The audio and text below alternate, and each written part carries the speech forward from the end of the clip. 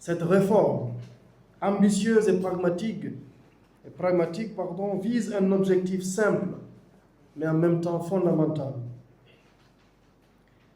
Garantir que la création artistique et littéraire soit justement rémunérée, afin qu'elle puisse épanouir et continuer à enrichir notre patrimoine commun et profiter aux créateurs.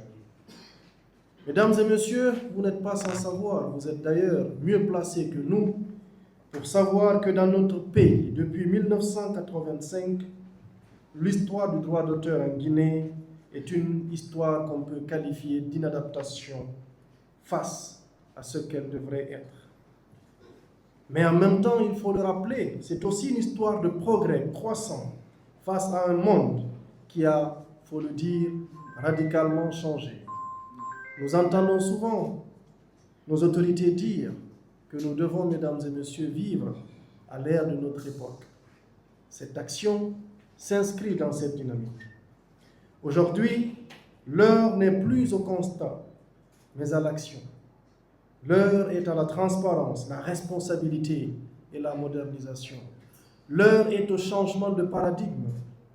L'heure est à l'acceptation que le changement doit s'opérer par tout le monde, mais doit s'opérer en premier lieu sur nous-mêmes.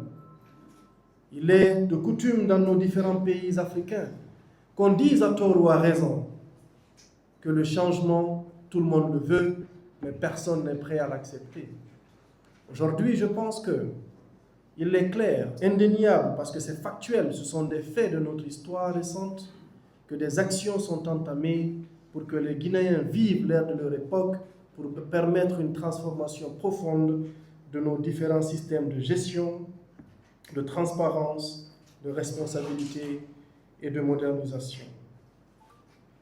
Mesdames et messieurs, la pierre angulaire, comme vous le savez, de cette refonte réside fondamentalement dans une modernisation administrative et technologique sans précédent du BGDA qui se justifie par plusieurs points.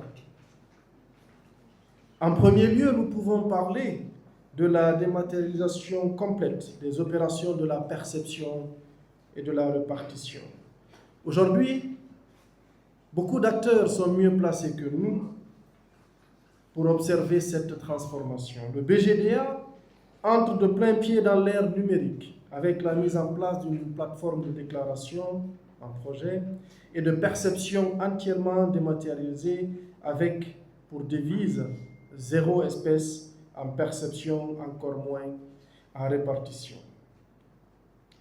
Ce qui simplifie, vous conviendrez avec nous, radicalement les démarches pour les usagers et les bénéficiaires, mais en même temps sécurise les flux financiers et rend les opérations traçables. En deuxième point, on peut parler de la diversification des modes de paiement. Mesdames et messieurs, nous sommes conscients des réalités de notre pays. Nous sommes conscients que nous devons nous engager vers un changement radical, aussi bien des pratiques, mais également des moyens de gestion, des moyens de suivi et de contrôle.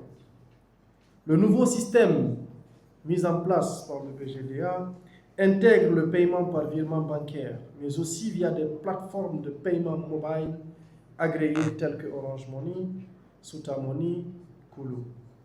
Cette inclusion financière permet de toucher chaque artiste, où qu'il se trouve sur le territoire national, assurant ainsi une équité dans l'accès aux droits. Son Excellence, Monsieur le Président de la République, le général Mamadi Doumbouya, n'a de cesse de dire qu'aucun Guinéen ne doit être laissé pour compte.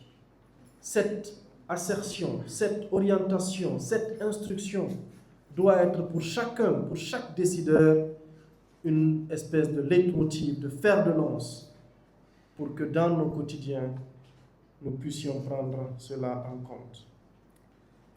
À travers une communication institutionnelle renforcée, le BGDA nous enseigne que le silence n'est plus une option et que la redevabilité, mesdames et messieurs, désormais doit être la règle. La seconde dimension de cette réforme est aussi éthique, mais transparente.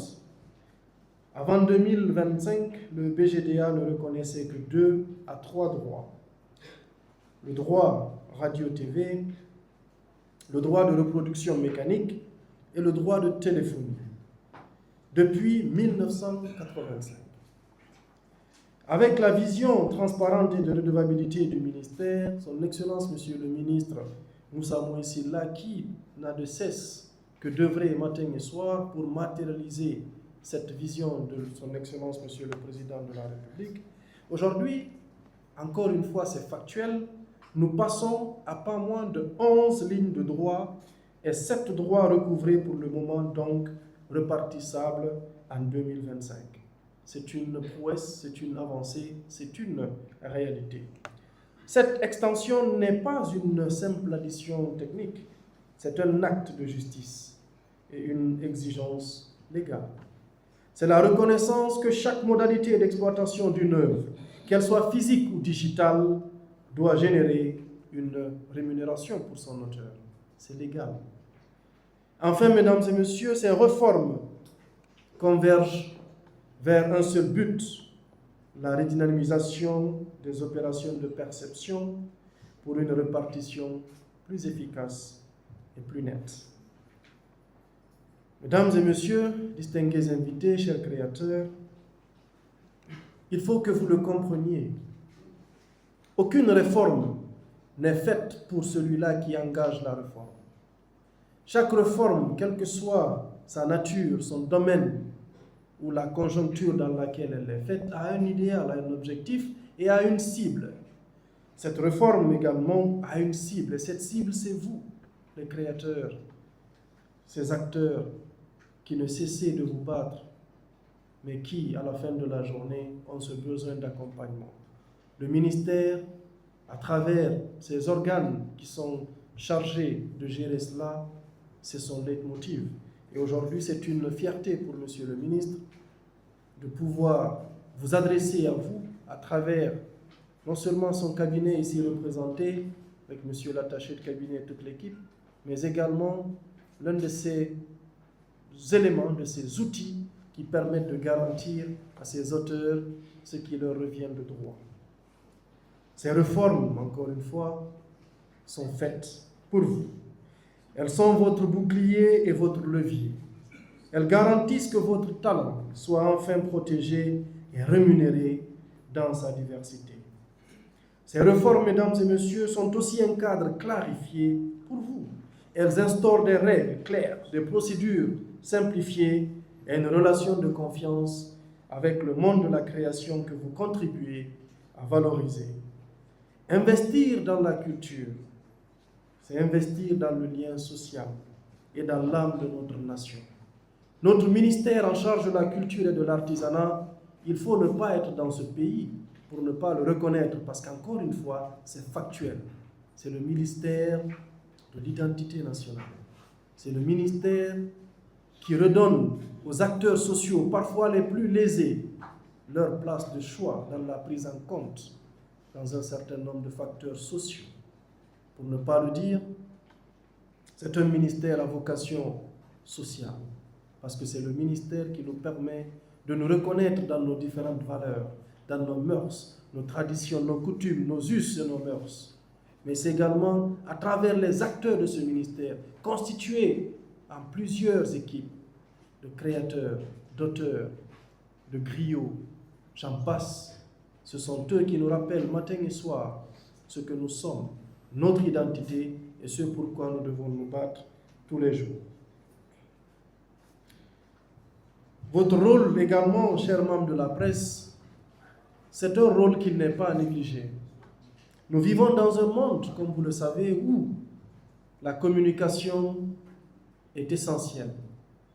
Communiquer, tout le monde ne peut pas le faire. Parler, tout le monde sait le faire.